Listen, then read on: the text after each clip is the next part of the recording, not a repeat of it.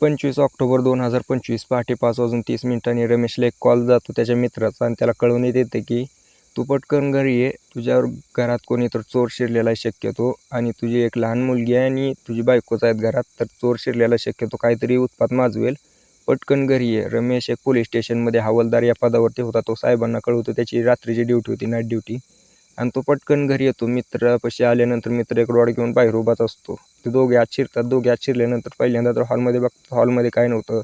इकडं तिकडं बघितलं त्यावेळेला काय नव्हतं, पण त्याच्या बेडरूममधनं आवाज येतो कसला तरी. रमेश आणि त्याचा मित्र डायरेक्ट बेडरूमचा दरवाजा तोडून आत शिरतात. आत शिरल्यानंतर जे दृश्य बघितलं ते दृश्य बघून रमेशच्या डोक्याची नळी सरकली. त्यानं काय केलं, त्याच्या मित्राच्या हातात जो रॉड होता तो घेऊन जो पुढे कांड केलेला आहे ना, ते ह्या व्हिडिओमध्ये मी तुम्हाला सांगणार आहे. नमस्कार मित्रांनो, आपल्या व्हिडिओला लाईक करा, शेअर करा आणि चॅनल सबस्क्राईब करा. 35 वर्षाचा रमेश हवालदार या पदावरती पोलीस स्टेशनमध्ये कार्यरत होता. 10 वर्षापूर्वी नोकरी लागली होती. 6 वर्षापूर्वी लग्न झालेलं होतं. 5 वर्षापूर्वी गावावरून बदली होऊन तो त्या आपल्या सिटीमध्ये आलेला होता. सिटीमध्ये आल्यानंतर त्यांना एक 3 वर्षाची मुलगी होती. असं एक तिघंजणाचं रमेश, त्याची बायको आणि एक छोटीशी मुलगी, तिघंजणाचं कुटुंब छान असं सुखी नांदत होतं.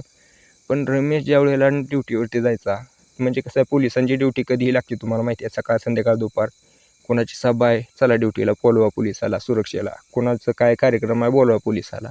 एक अशी परिस्थिती असते की त्यांना घरच्यांना टाईम देता येत नाही. त्याच्या बायकोची ही तक्रार होती की रमेश तुम्हाला टाईम देत नाही, मला टाईम देत जातो. पण तो रमेश काय म्हणायचा, आपल्याला एक छोटी मुलगी आहे, तिच्या भविष्यासाठी, तुझ्या चांगल्या भविष्यासाठी मला कष्ट तर करावंच लागणार आहे. पण ती रमेशची जी बायको होती तिला समजत नव्हतं. ती वेडी झालेली होती पूर्ण. म्हणजे कसं होतं की तिला शहराची हवा लागलेली. एक छोट्याशा गावातनं ज्या वेळेला डायरेक्ट शहरात आली लग्न होऊन, त्यावेळेला तिला शहराची हवा लागलेली होती. तिला वाटत होतं की तिच्या आसपासच्या मैत्रिणी फिरायला जाते, तिकडं जातात नवऱ्यासोबत, तिलाही तसं करावं वाटत होतं. पण तो काय रमेश टाईमच देत नव्हता, कारण देऊ शकत नव्हता, कामच तसं होतं. त्यावेळेला तिनं काय केलं, बाहेर नजर टाकायला चालू केली. हळूहळू नजर टाकत त्यांच्या घरी एक दूधवाला येत होता.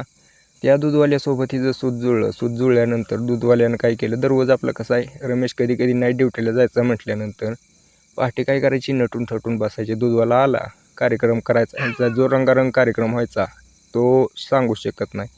परत तिचे लाड पुरवणे, तिला तारीफ करणे तिची, असं चालूच होतं दूधवाल्याकडून. तर ही घटना घडत होती. पण एक दिवशी असं कसं आहे, त्याचा रमेशचा जो मित्र आहे त्याचंही घर शेजारी असल्यामुळे तो दूधवाला त्याच्याही घरी होता. त्यांना 1-2 दिवसात कळवण्यात आले की 2-3 दिवस तब्येत खराब आहे दूधवाल्याची, दूधवाला काय दूध द्यायला येणार नाही. मग हे त्यांना माहीत नव्हतं की दूधवाला फक्त रमेशच्या घरी दूध द्यायला जाणार आहे, हे त्यांना माहीत नव्हतं. त्यावेळेला पहाटे ज्या वेळेला तो दूधवाला त्याच्या घरात शिरला रमेशच्या, त्यावेळेला तो नेमका त्याच्या मित्रानं बघितल्यानंतर त्याला फोन केला, जशी मी तुम्हाला घटना सुरुवातीला सांगितली. रमेशनं बघितल्यानंतर इकडं तिकडं बघितलं, रूममध्ये यांचा कार्यक्रम चालू होता, उलटा सुलटा खाली वर.